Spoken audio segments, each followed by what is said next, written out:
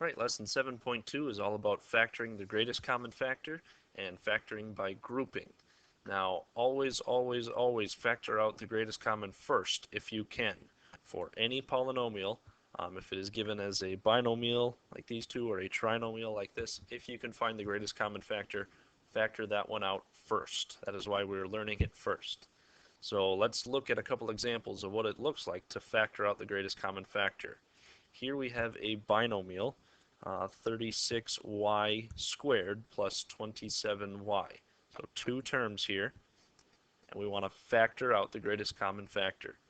So again, like in our last lesson, we would basically be looking at each term or each of these monomials individually. So 36y squared and 27y. Over here, if we look at this tree, you can see I've kind of already written out 36 into kind of broken down into its prime. 36 is 3 times 3 times 2 times 2. And then with that y squared, we have times y times y. With 27, we'd have 3 times 3 times 3. 27y means we have to do a times y as well. Now when we look at these, we notice we have 3 and 3 happens in both of them. Another 3 and 3 happens in both of them. As well, a y happens in both of them. So what we're factoring out then is 9y. 3 times 3 is 9 times that y. So that's where we get the 9y from. So what's left over? Well, one way to check it is to look at literally what's left here. We have 2 times 2 is 4, times a y is 4y. What's left on this one? Just the 3. So we would say, all right, the binomial left over is, 4y plus 3. Because again, that's just what's left from each piece when we factor it out. Another way to check that, though, if we get rid of this and get rid of the tree, if we were to check 9y times 4y is 36y squared. 9y times 3 is 27y. So that would just be that polynomial multiplication, just like we learned in our last unit. Okay. Now for these next examples, I'm not going to work out the tree for each of them. I want you to start thinking about looking at the coefficients 36 and 27 and thinking about what's the biggest number that I can take out of each of them. And in that case, it would be 9. And then you look at your variables. We have a y squared and y, or y to the first power. And you always take out the smallest power of that variable. So in this case, we took out a y to the first power. And then you'd say, what would be left over?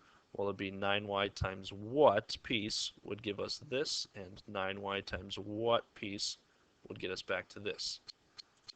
Okay, so we're going to try that with a couple of these ones. For example B, we have a trinomial. It's broken down into these pieces: negative 8a squared b, negative 16a b squared, and positive 2ab.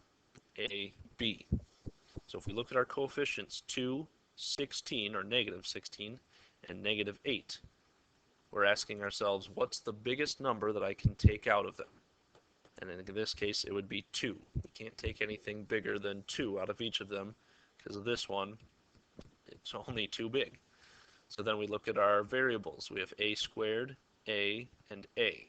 So we're thinking, what's the biggest power of a I can take out? Well, just 1. Just 1a. Then we look at our next variable, b. We have a b, b squared, and b. Again, we're asking, what's the biggest power that I can take out of them? Just 1. So what did I take out of each piece? 2ab. So now I'm asking myself, 2ab times what would give me this negative 8a squared b? Well, 2 times what would be negative 8? First part would be negative 4. A times what would make a squared? That would be times a b. And b times what would be b? Well, it would be 1. B times 1. And we don't necessarily need to write that in there. Or else we can think of it as like a b to the 0th power, but remember we don't need to write in a b to the 0th power. That's just 1. So 2ab times negative 4a would get us back to this term. Same thing, 2ab times what would get us to negative 16ab squared? Well, 2 times negative 8 would get us to the negative 16. A times just 1, or a to the 0th, so we don't need anything for a. And b times what would be b squared times another b. So 2ab times negative 8b would be negative 16ab squared. And 2ab times what would be 2ab. Well, notice they're all the exact same thing, so we'd just be multiplying by 1. So this would be our factored form. We took the greatest common factor of 2ab out of the whole polynomial and then said, all right, what would be left over? It would be each of these pieces. So it's this thing on the outside, this factor in blue, times each of these terms will get us back to our original. Now you might ask the question, can I take out a negative? Can I pull out or factor out negative 2 instead? And yes, actually you can.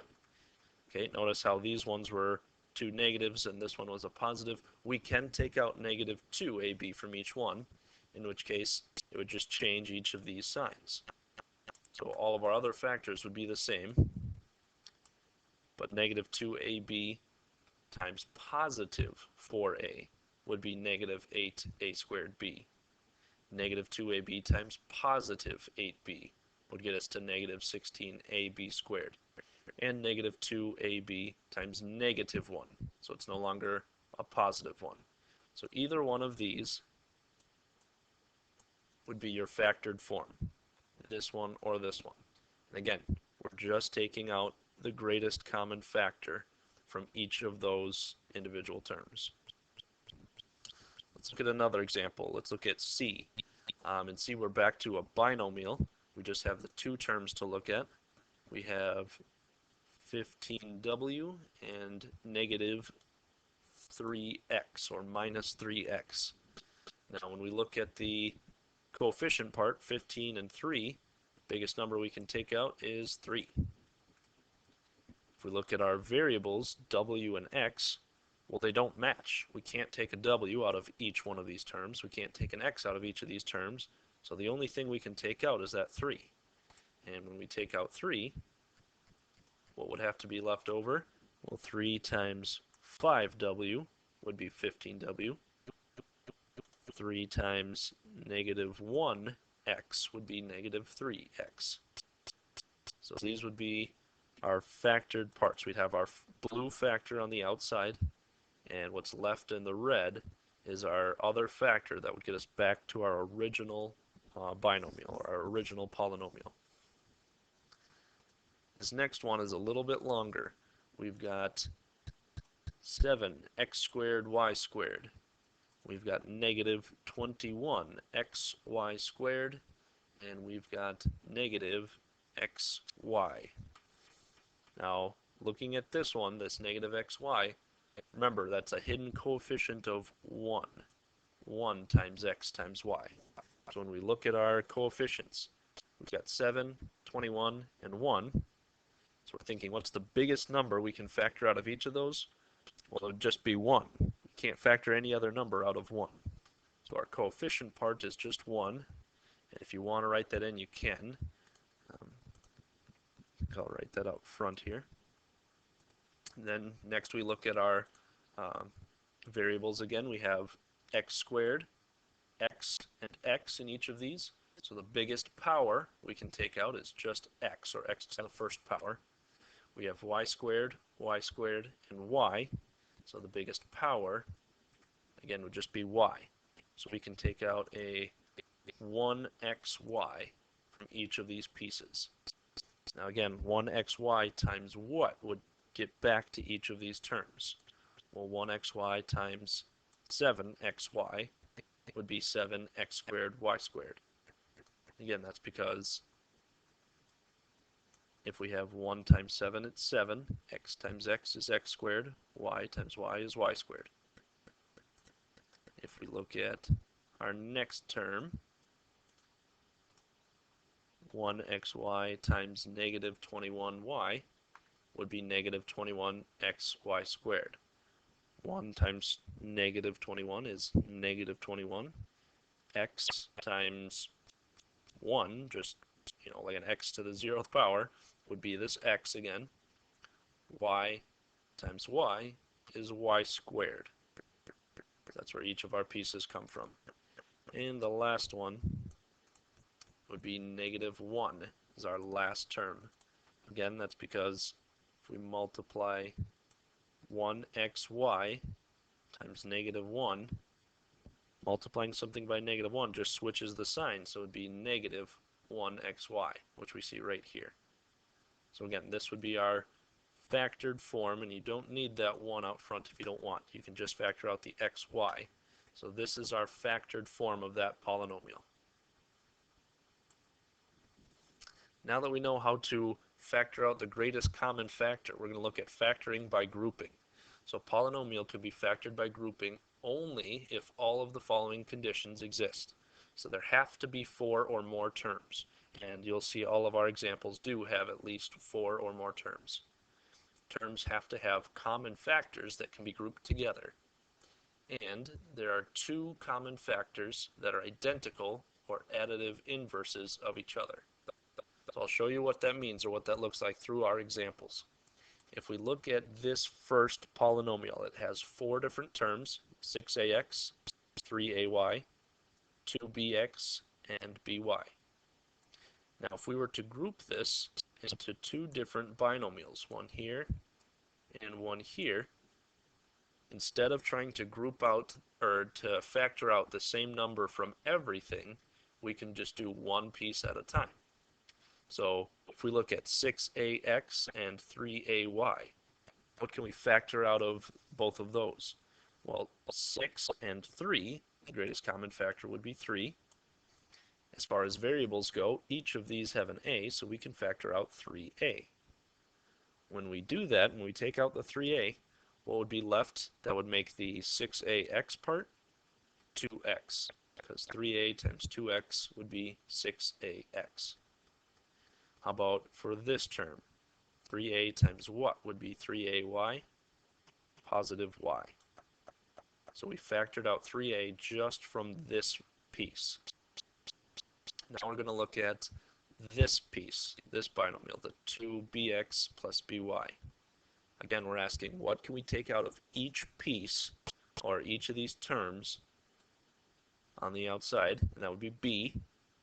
We can take out the variable b from both of these. Remember, this has a coefficient of 1, so we can't take any numbers out of it. When we take out b, what will be left over in this first term? Well, that would be 2x. When we take out b from this term, what would be left over? That would just be y. So now we have 3a times 2x plus y plus b times 2x plus y. Now at this point, you should notice that we have 2x plus y and 2x plus y. So in each of these cases, we have some number or some term times 2x plus y. Here's that term times 2x plus y. In a sense, we can reverse FOIL this to say, okay, here I've got 3a times 2x and times y. So 3a times 2x and times y. Here I've got b times x, or 2x and times y. So b times 2x and times y.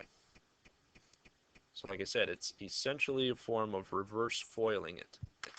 We put this red term, the 2x plus y, you can put it in front or in back, it really doesn't matter. But then the pieces on the outside, positive 3a and positive b, become the next binomial. So this new expression, these 2 binomials multiplied together, these are the 2 factors. There's a blue factor and a red factor that would be multiplied together to give us this new, or this old, polynomial of 4 terms. Let's look at example B. Same thing, we're going to group together two pieces to make it 1 and 2, so that we have our two binomials. We look at each binomial individually and say, what can we factor out? What's our greatest common factor? In this red one, we can factor out b. What would be left over? A plus 5. In this green one, we can factor out, a negative 1. What would be left over? A plus 5. Now, why did I factor out the negative 1? Again, I'm always trying to make sure that this piece, this a plus 5, the red factor here is the same as this red factor here. That's kind of what we're always shooting for. When you do that, then, there's that red factor, a plus 5. In one case, it's being multiplied by positive b. In one case, it's being multiplied by negative 1. So we have b minus 1 is our new factor, or that new binomial. So this, again, is the factored form. Two binomials multiplied together, or two factors multiplied together, would make this old 4-term polynomial. Let's do another example. We've got 3xy plus 15y. That'll be our first binomial, our first set of terms. And we've got negative 4x minus 20. That'll be our second set. When we look at our first set, this purple one, we have 3xy plus 15y. We can take 3 out of each of those. If we look at our variables, we can also take out a y. So we took 3y from each of those terms. What would be left in this first term? Just the x. 3y times x makes 3xy. What would be left out of this 15y if we took 3y? Just positive 5. 3y times positive 5 is positive 15y. Now if we look at negative 4x minus 20, I can take negative 4 out of each of those. When I take negative 4 out of negative 4x, it would just be x. When I take negative 4 out of negative 20, it would just be positive 5. Now again, what we're always shooting for is that this term, this binomial, the x plus 5, is the same as this one, the x plus 5. So that red piece is what goes right here. That factor is the same in all of them. In one case, it's being multiplied by 3y. In one case, it's being multiplied by negative 4. So to make sure it foils out correctly, our new binomial would be 3y minus 4. So this is our factored form. Again, from our last unit, we learned how to FOIL these things and how to multiply these correctly. So when we FOIL this one out, it will become this piece. And let's look at our last example. We've got 2cd plus 7c. Group those two together. And we've got negative 2d minus 7. Group those two together. We look at our first group here. 2 and 7 are both prime, so we can't take anything out of them. We can't take d out of both of them. We don't have d on this term, so we can only take a c out. When I take c out, 2d is left and 7 is left. Looking at our red one, we've got negative 2d and negative 7. So we can take out a negative 1 from each of those. What would be left over? 2d and positive 7. Again, the goal that we're always shooting for is to make this piece the same exact thing as this piece. 2d plus 7 in each case. In one case, here's that 2d plus 7, that factor. In one case, we're multiplying it by c. In one case, we're multiplying it by negative 1. So our new factor then would be c minus 1. Again, when you do it this way, now when we were to, if we were to FOIL these, so this binomial times this binomial, it would turn out to be this polynomial. We will call it good for our first video.